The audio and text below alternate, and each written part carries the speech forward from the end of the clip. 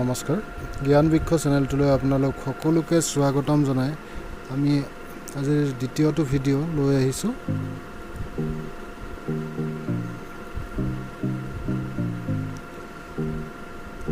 অতিকে দৰকাৰী কিছু কুৱেশ্যন ইয়াতে আলোচনা হৈ আছে বৰ্তমান আসাম গভৰ্ণমেণ্টৰ যিকোনো এক্সামতে এইকেইটা কুৱেশ্যন বাৰ বাৰ ৰিপিট হৈ আছে আপোনালোকৰ কাৰণে সহায় হ'ব পাৰে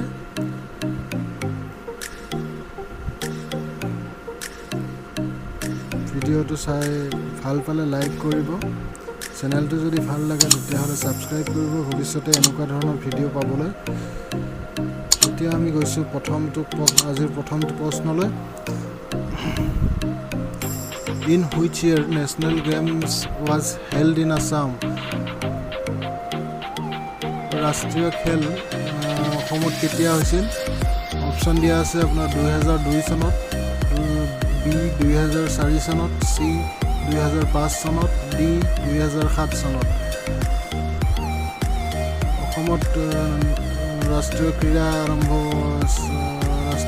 হৈছিলে 2007 বৰ্ষত Second question to le goisu given wildlife sanctuary is located at given wildlife sanctuary kun thait obostito yare option bor khunilok A Sirang B Dibrugarh C Kokrajhar D Jorhat yare shuddha uttor to hobo D Jorhatot given wildlife sanctuary situated ba located hoy Next question to us, the Guwahati Tea Auction Center was established in year A 1970, B 1972, C 1975 and D 1977 and right answer is 1970. ইয়াৰে 4 number প্ৰশ্নটো আপোনালোকৰ বাবে আমি এৰিছোঁ বহুতে common question প্ৰত্যেকটা এক্সামতে repeat হৈ আছে এইটো সকলোৱে জানিব লাগে কমেণ্ট কৰিব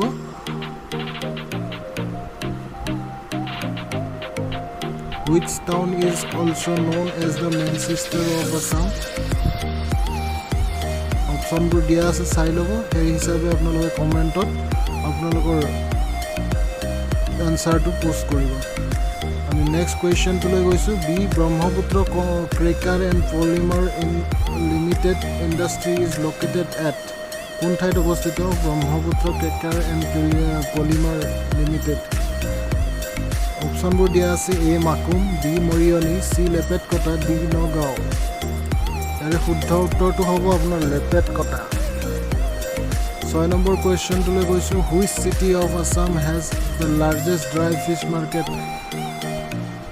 ইয়াৰে অপশ্যনবোৰ আছে A Tangla B Jagiroad C Dhubri D Tinsukia ইয়াৰে শুদ্ধ উত্তৰটো হ'ব জাগিৰোড নেক্সট কুৱেশ্যনটোলৈ গৈছোঁ Guwahati university was establish in the year Guwahati বিশ্ববিদ্যালয় কোন চনত স্থাপিত কৰা হৈছিলে এই অপশ্যনটো হ'ল 1935 বি 1942 C 1948 D 1950 ইয়াৰে এইটো কনফিউজন লাগি যায় আমাৰ বহুতৰে 1942 48 50 কিন্তু মনত ৰখা এটা ফৰ্মুলা আছে আমাৰ ভাৰত স্বাধীন হৈছিলে 1947 তাৰ লগত +1 কৰি দিব 1948ত গুৱাহাটী ইউনিভাৰ্চিটি স্থাপিত হৈছিলে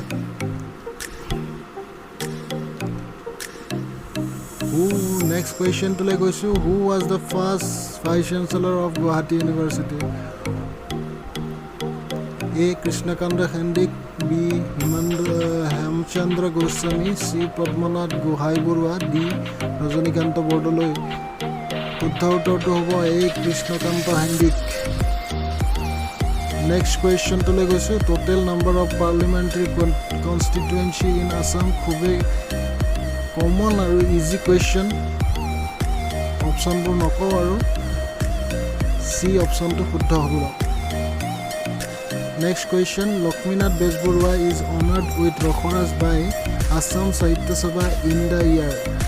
Rokhoras উপাধিটো লক্ষ্মীনাথ বেজবৰুৱাক সাহিত্য সভাৰ তৰফৰ পৰা কোন বছৰত দিয়া হৈছিলে? A 1917, B 1922, C 1928, D 1931 আৰু D আপোনাৰ অপশ্যনটো শুদ্ধ হ'ব। নেক্সট কুৱেশ্যনটোলৈ গৈছোঁ, নামঘোষা ৱাজ ৰিটেন বাই, নামঘোষা কোনে লিখিছিলে?